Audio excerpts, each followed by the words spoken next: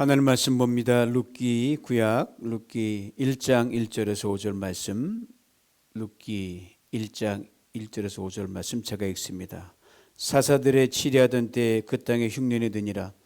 유다 베들레헴의 한 사람이 그 아내와 두 아들을 데리고 모압 지방에 가서 우고하였는데 그 사람의 이름은 엘리멜렉이요 그 아내의 이름은 나오미요 그 두 아들의 이름은 말론과 기련이니 유다 베들레헴 에브라 사람들이더라. 그들이 모압 지방에 들어가서 거기 유하더니 나오미의 남편 엘리멜렉이 죽고 나오미와 그 두 아들이 남았으며 그들은 모압 여자 중에서 아내를 취하였는데 하나 이름은 오르바요 하나 이름은 루시더라. 거기 거한 지 10년 즈음에 말론과 기련 두 사람이 다 죽고 그 여인은 두 아들과 남편의 뒤에 남았더라. 아멘. 엊그제 약을 픽업하러 동네 CBS에 잠시 들렀습니다. 가게 안에 이미 발렌타인 데이를 맞춰서 초콜릿과 풍선들이 도처에 장식돼 있었고 진열돼 있었고 카드들도 새로운 신상품들이 진열대에 다 꽂혀 있었습니다. 그러고 보니 다음 주가 구정이더라고요.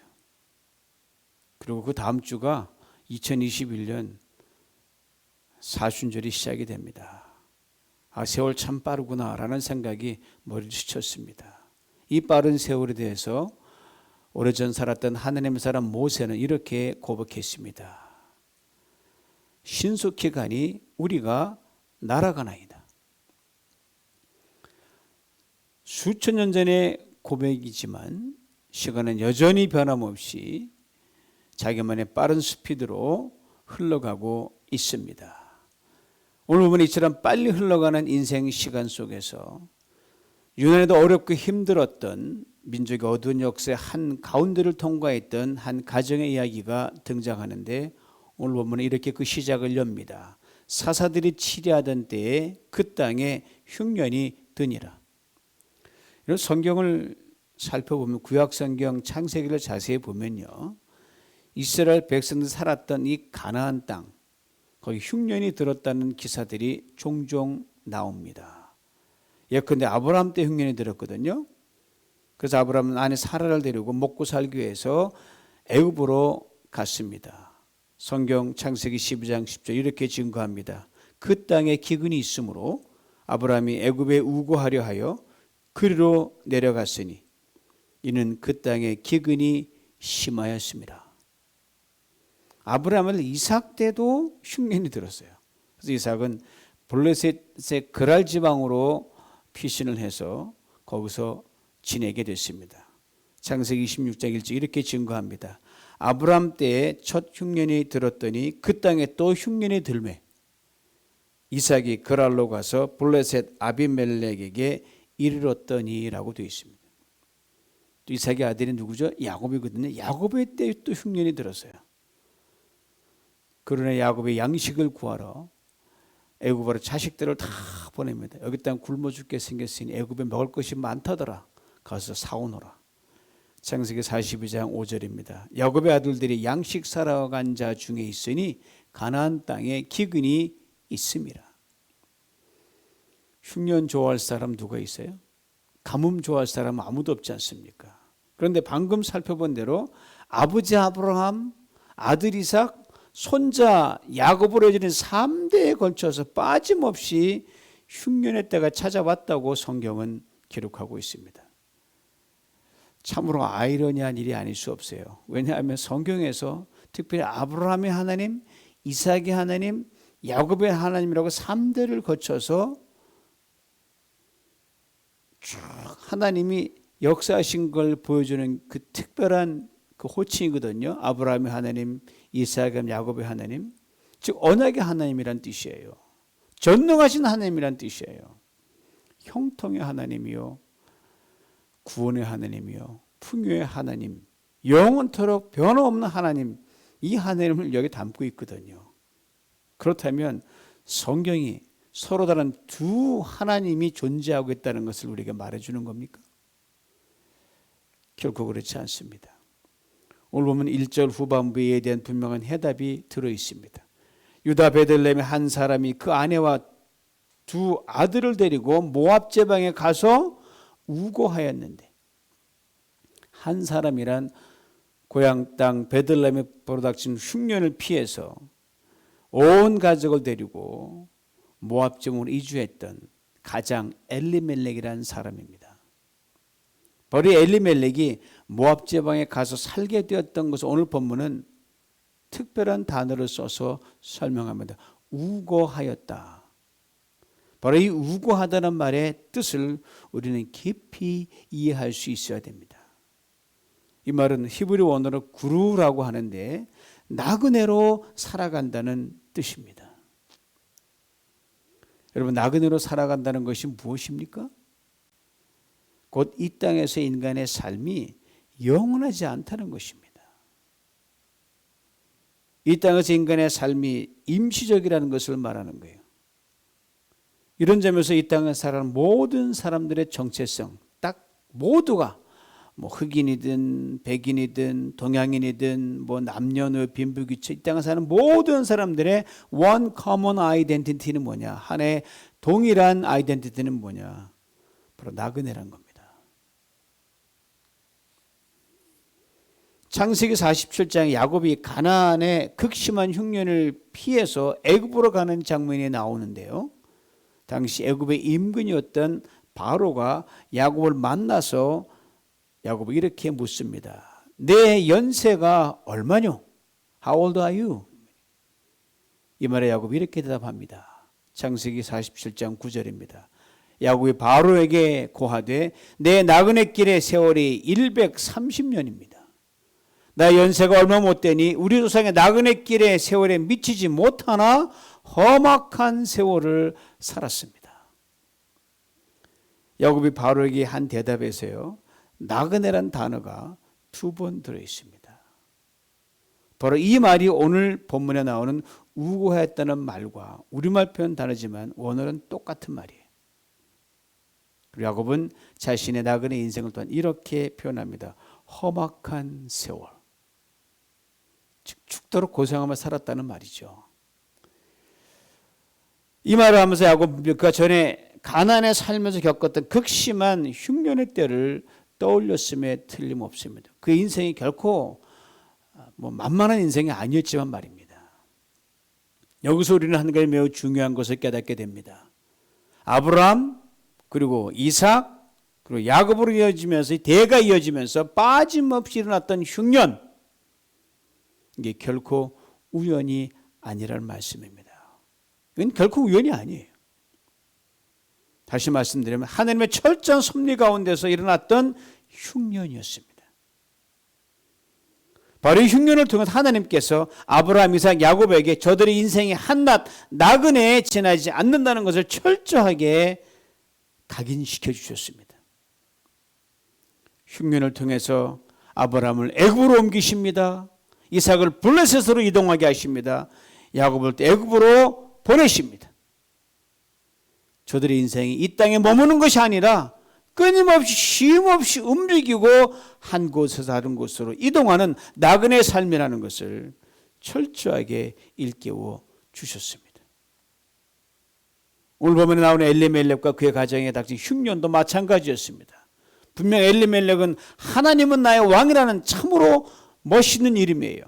그 이름 뜻대로 고향 예루살렘에서 베들레헴에서 하나님을 열심히 믿었고 하나님을 알아갔던 신실한 믿음의 사람이었습니다. 그러나 흉년으로 인해 고향을 떠나 이방 땅 모압으로 이주하게 되므로 인생이 한낱 나그네에 불과하다는 것을 철저하게 깨닫게 됩니다.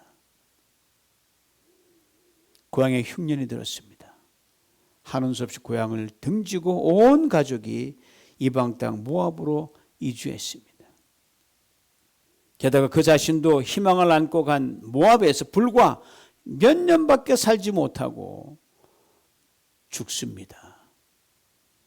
인간적인 관점에서 보면 엘리멜렉의 인생은 분명 득보다 실이 훨씬 많은 인생이었습니다.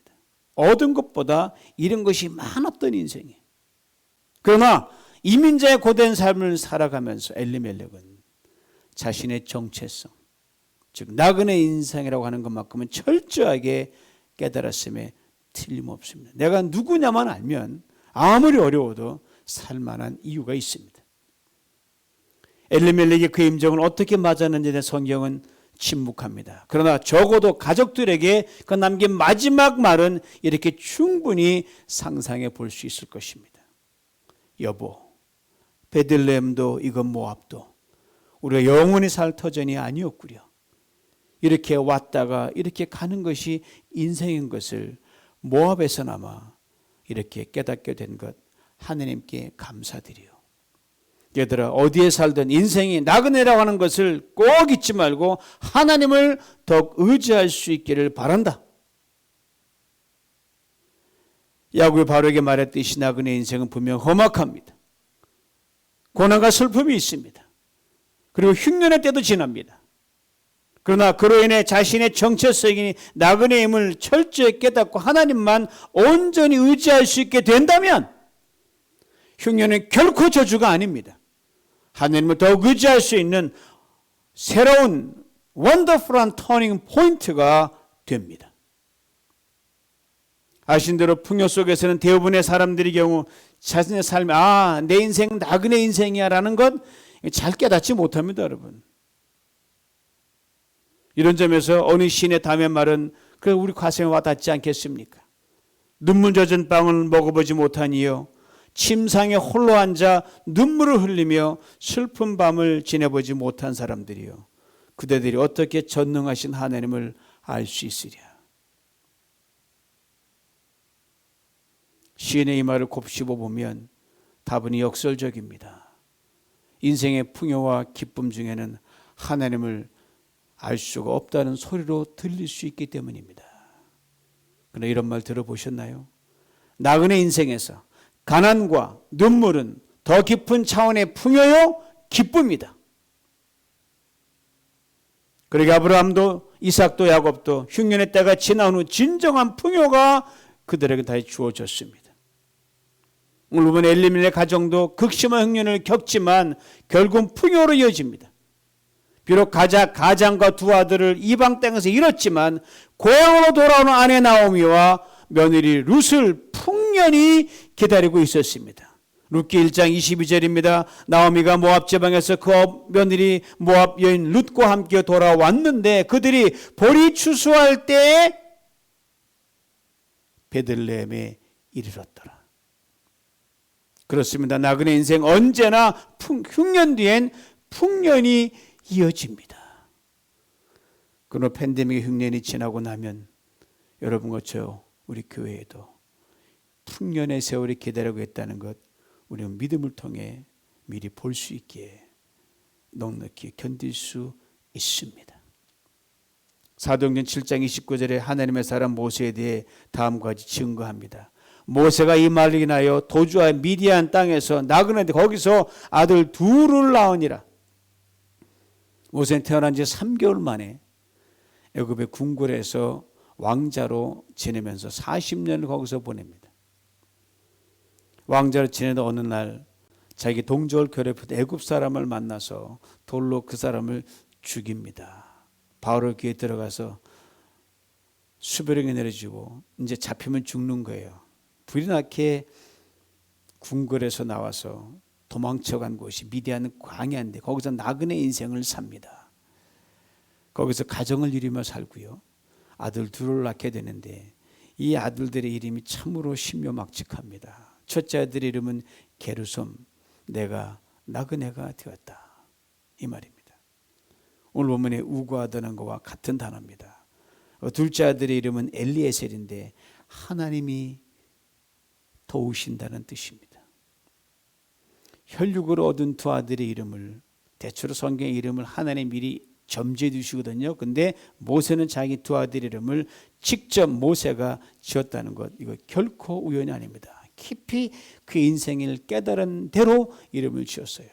이것은 광야에서 난 두 아들의 이름을 통해 자신이 한낱 나그네 인생에 불과하다는 것과 한낱 나그네 인생과 진배 없는 자신을 하나님께서 친히 도우셨다는 것을 철저히 깨닫고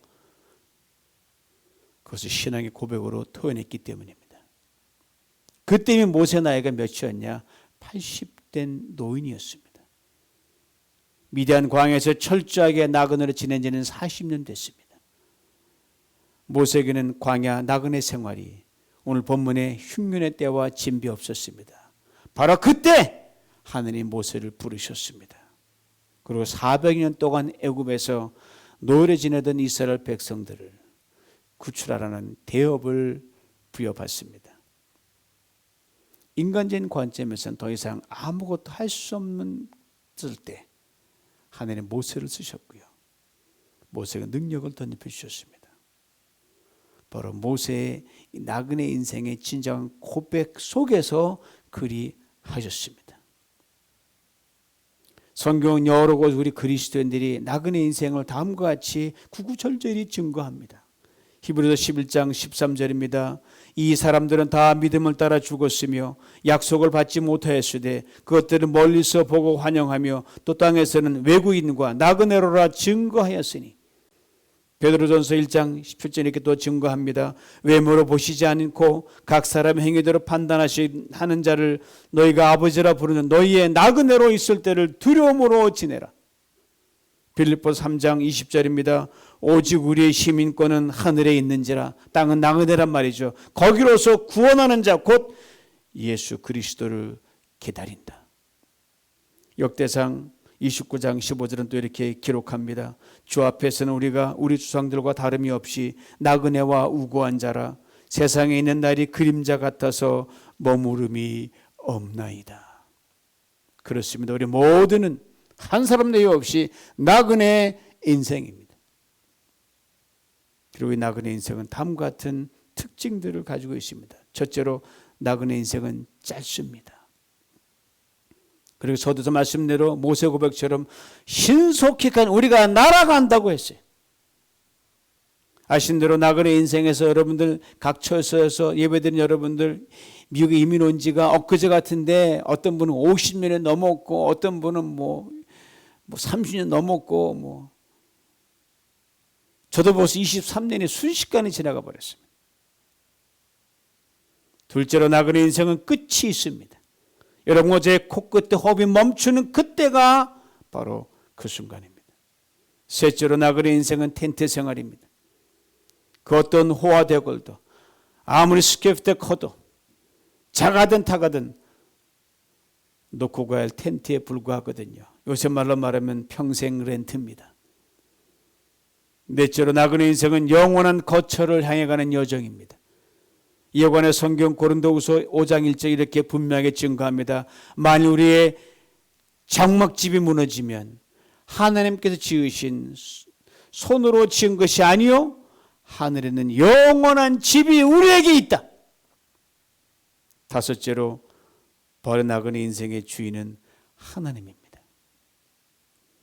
아레스 바르트라는 사람 룻기를 나그네 인생을 들여다볼 수 있는 작은 창문이라고 표현했습니다. 얼마나 적절한 표현인지 모릅니다. 우리말 성경의 순서에 따르면 룻기는 사사기 다음에 등장합니다. 사사기는 처참한 전쟁이 들어있고요. 무질서와 죄와 혼탁과 타락으로 점철된 이스라엘의 가장 어두웠던 역사를 담고 있는 어둠칙칙한 책입니다. 이 어두운 역사의 한 복판에서 룻기라는 책이 탄생합니다. 나그네 인생에서 쉼없이 쏟아지는 하나님의 은혜를 우리에게 이야기해 줍니다. 그리고 그 은혜는 시간이 흐르면서 그 정도를 점점 더해갑니다. 그리고 훗날 예수 그리스도 이 엘리멜렉의 가문, 나오미의 가문, 룻의 가문에서 태어나게 됩니다. 그리고 룻기 시작은 오늘 본문에 짙게 들인 어두운 그림자는요, 하나님의 은혜가 폭포수처럼 쏟아 내린다는 것을 암시하는 대목입니다. 이렇게 다시 말씀드릴 수 있습니다. 어두운 시작, 그것이 바로 하나님의 은혜입니다. 수년 전 동부 필라델피아 조카 결혼식에 다녀온 적이 있습니다. 기내 방송에서 30-40분 후면 이 필라델피아 공항에 도착한다는 안내 방송이 딱 들리더라고요. 그래서 제가 비행기 차창에 블라인드를 딱 젖혀 올렸는데 창밖 쭉 구경하려고. 근데 아래로 온통 먹구름이 그냥 바다처럼 깔려 있는 거예요. 여기저기 천둥을 동반한 번개가 칩니다. 아래는 많은 양의 비가 내리고 있었습니다. 순간 걱정이 되더라고요. 지금 위에 있는 그대로가 편한데 이 짙은 먹구름을 뚫고 이 비행기가 필라델피아 공항에 잘 도착할 수 있을까? 얼마 후 비행기가 그 짙은 먹구름을 쫙 뚫고 공항에 내려다 보이는 저 아래로 하강하는데 불과 채 몇 분도 걸리지 않았습니다. 그렇습니다. 똑같은 먹구름이라도 여러분 어디서 보냐에 따라 다릅니다. 먹구름 위에서 보면 온통 햇빛이 난무한 가운데 즐기는 먹구름입니다. 밤에 아래서 쳐다보면 문자 그대로 캄캄한 먹구름뿐이에요. 오늘 함께 읽은 어두운 룻기의 시작은 위에서 본 먹구름과 같은 겁니다. 하나님의 밝고 찬란한 은혜의 햇빛을 받으며 내려다보는 나그네 인생의 먹구름이란 말입니다. 그렇습니다. 하나님께서 여러분과 저 우리 모두가 나그네 인생길을 살아갈 때 겪을 수밖에 없는 인생의 먹구름, 온갖 장애들, 고난, 역경, 심지어 죽음의 슬픔에 갇혀서 하나님 안아주셔 답답해 죽겠습니다. 어디가 출구입니까?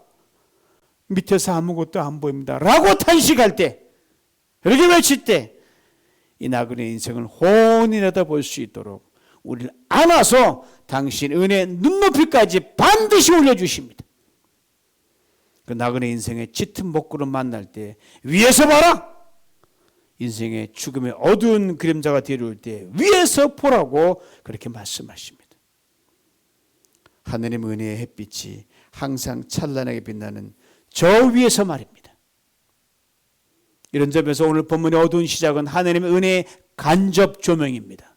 그리고 룻기 마지막에 찬란한 해피엔딩은 하나님의 찬란한 은혜의 직접 조명입니다. 목사요 신학자였던 칼 바르트는 나그네 인생을 들여다볼 수 있는 작은 창문의 룻기를 이렇게 압축해서 설명합니다. 하나님은 엘리멜렉의 가정을 은혜로 시작해서 은혜로 마치게 하셨습니다. 혹 지금 큰 걱정이 있으십니까? 그게 다가 아닙니다. 나그네 인생을 가다 보면 반드시 그 걱정 더 이상 보이지 않게 될 것입니다. 혹 지금 큰 슬픔이 있으십니까? 그게 다가 아닙니다. 나그네 인생길 가노라면 큰 기쁨으로 바뀌게 될 것입니다. 혹 지금 큰 기쁨 누리고 있습니까? 그것도 다가 아닙니다. 나그네 인생 가다 보면 더 큰 기쁨으로 바뀌게 될 것입니다. 또한 나그네 인생 가다 보면 직장, 사업, 자녀, 경제, 인간관계에 있어서 염려나 걱정이 슬픔과 고난이 흉년의 때가 구름에 쫙 다가서 순식간에 가버리면 좋겠는데 아이놈이 우고하는 삶의 자리에 생각보다 너무 오래 머무는 거예요. 이 팬데믹 왜 힘들어요? 오래 머무니까 힘드는 거예요. 바로 그때 그걸 기억할 수 있기를 원합니다. 이 염려, 걱정, 슬픔, 고난, 흉년의 때가 하나님께서 우리 모두를 안아 올려 당신의 은혜의 관점으로 끌어올리시는 조례의 기회라는 것을 나그네 인생의 주인이신 하나님을 더욱 신뢰하고 걸어가노라면 지금 여러분 나그네 인생길을 가로막는 그 염려, 걱정, 슬픔, 고난, 흉년, 어두운 먹구름이 하나씩 사라지는 것을 반드시 보게 될 줄은 분명히 믿습니다. 제가 믿는다고 하는 말이 결코 빈말이 아닙니다. 여러분 과부의 마음 과부가 안다는 말이 있잖아요. 호랍의 마음 호랍이 안다는 말이 있잖아요. 그렇습니다. 나그네의 마음은 나그네가 가장 잘 압니다. 바로 우리 주님이 바로 이 나그네 인생을 살다 가셨기 때문입니다. 그렇습니다. 우리 주님은 나그네 인생의 슬픔을 아십니다. 나그네 인생의 아픔을 아십니다. 나그네 인생의 고독도 아십니다. 나그네 인생의 고난, 고민도 아십니다. 나그네 인생의 가난도 아십니다. 나그네 인생의 렌트비 걱정도 아십니다. 나그네 인생의 힘든 경제 문제도 아십니다. 나그네 인생의 직장 문제도 사업 문제도 아십니다. 나그네 인생의 인간관계의 갈등도 아십니다. 나그네 인생의 크고 작은 문제와 사건이 가져다주는 걱정과 염려, 불안도 아십니다. 나그네 인생의 희로애락, 생로병사도 하십니다. 요약하면 나그네 인생 속속들이 다 하십니다. 이 주님이 우리 나그네 인생길 내내 동행하십니다. 그냥 동행하시는 것이 아니에요. 우리의 모든 사정과 형편을 하나님께 실시간으로 중보하면서 우리를 도우십니다. 이에 대해 히브리 7장 25절에 이렇게 분명히 증거해 줍니다. 그러므로 자기를 힘입어 하나님께 나아가는 자들을 온전히 구원하실 수 있으니 이는 그가 항상 살아서 저희를 위하여 여러분과 저를 위하여 간구하심이니라. 주님 어떻게 간구하는지 아세요? 성경에 이렇게 딱 두 단어를 압축합니다. 심한 통곡과 눈물로 하십니다. 여러분, 우리가 누구를 위해 기도한다 그러잖아요. 참으로 귀한 것입니다. 그러나 잊을 때가 있잖아요. 간절하지 못할 때가 있잖아요. 그러나 아무도 나를 위해 기도하지 않는 그 순간에도 우리 주님은 나를 위해 여러분을 위해 기도하십니다. 심한 통곡과 눈물로 그리하십니다. 우리 나그네 인생길 처음부터 끝까지. 이 나그네 인생길을 가다가 지금 우리는 팬데믹이라는 의외의 강력한 복병을 만났습니다. 한 번도 경험해보지 못한 것이라 우리는 많이 당황했고 충격을 받았고 아직도 그 영향권 아래에 있습니다. 팬데믹이 들이는 어둠은 지구촌을 다 덮고 남을 정도로 규모가 광범위하고 위력이 보통이 아닙니다. 오늘 본문의 흉년이란 말로 빗대자면 흉년도 이런 흉년이 없습니다. 그런데 말입니다, 여러분. 한 번도 경험해보지 못한 일들을 겪는 것이요, 그게 바로 나그네 인생입니다. 동시에 바로 이 팬데믹 흉년의 때에 한 번도 경험하지 못한 하나님 은혜의 창문도 열린다고 하는 사실입니다. 이것을 잊지 말아야 합니다. 그렇습니다. 나그네 인생 수많은 구간들이 있어요. 그리고 그 구간의 시작과 끝은 한 번도 동일한 것이 없습니다. 왜요? 나그네 인생은 왔던 길을 다시 가는 것이 아니라 한 번 더 가보자는 길을 걷는 것이며 하나님 은혜의 창문이 끊임없이 새롭게 열리는 여정이기 때문입니다. 이런 점에서 우리가 걸어가야 할 2020년에 남은 11개월의 나그네 인생은 매일이 새로운 날입니다. 매 끼 식사도 새롭습니다. 늘 만나는 사람이 새롭습니다. 늘 하는 일이 새롭습니다. 여기에 우리의 발걸음이 머무는 곳마다 하나님께서 새로운 사람을 붙여주십니다. 새로운 역사를 이루어 가십니다. 은혜의 은혜를 부어주십니다.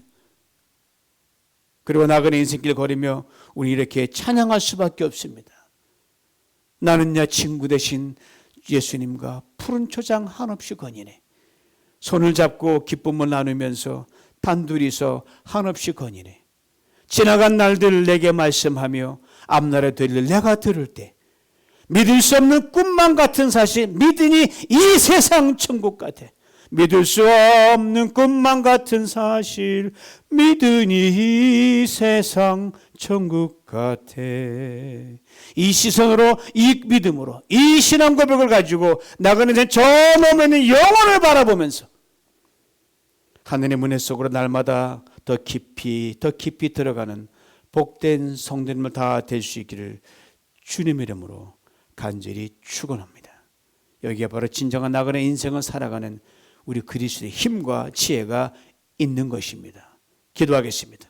주님, 우리가, 나라가, 아니 온 세상이 한 번도 경험해보지 못한 흉년인 팬데믹을 맞아 지금과 한복판을 지나고 있습니다. 그렇지만 이를 통해 우리 인생의 나그네 인생을 일깨워 주시니 감사합니다. 한 번도 경험해보지 못한 어둡고 칙칙한 팬데믹의 그늘 속에서 한 번도 경험해보지 못한 주님의 경이로운 은혜의 창문이 열려있음을 보는 믿음의 눈을 뜨게 하여 주시옵소서. 매일이 새롭고 매일 만나는 사람이 새롭고 매일 하늘이 새로워지게 하옵소서. 나그네 인생길 먼저 걸어간 주님이 우리와 동행하시니 감사합니다. 주님, 우리 삶의 모든 필요를 채워주실 줄 믿습니다. 주여, 나그네 인생길 가면서 주님 자랑하고 보여주는 성도들이 되게 하여 주옵소서. 주님 자랑하고 보여주는 교회가 되게 하여 주옵소서. 나그네 길 위에서 우리들이 모여 예배할 수 있는 예배처소를 신속히 허락하사 우리가 먹이고 입히고 섬기고 사랑할 사람들을 쉼없이 맞이하는 은총을 누리게 하여 주시옵소서. 예수님의 이름으로 기도하옵나이다. 아멘.